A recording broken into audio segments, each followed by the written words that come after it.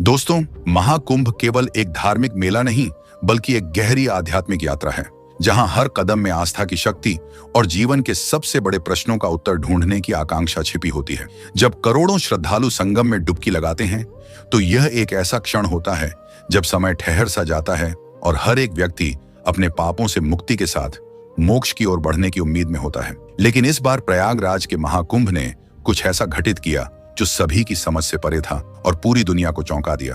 संगम पर लाखों श्रद्धालु स्नान कर रहे थे, तभी नदी के शांत पानी में एक अद्भुत घटना घटी। पानी की लहरें अचानक तेज हो गईं और इनके बीच से निकल आया एक विशाल सांप। ऐसा सांप जिसे देखकर हर किसी की सांसें थम गईं।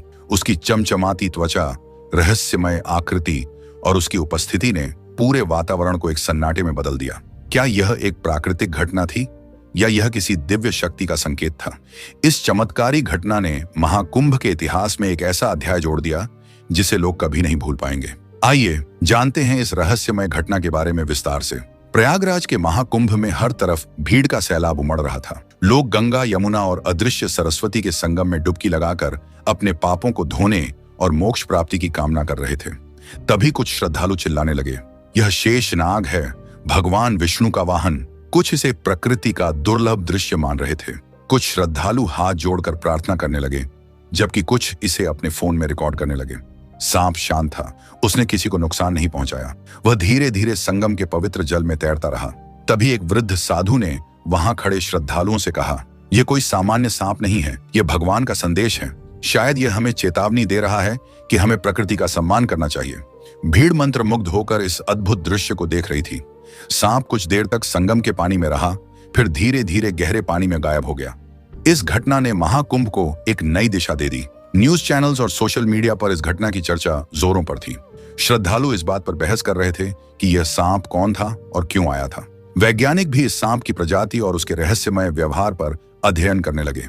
लेकिन जो लोग उस दिन संगम पर मौजूद थे, उन्होंने इसे एक चमत्कारी घटना के रूप में देखा। यह घटना न केवल उनके विश्वास को और मजबूत कर गई, बल्कि उन्हें यह एहसास भी दिलाया कि महाकुंभ जैसा पवित्र आयोजन किसी अदृश्य शक्ति का आशीर्वाद है।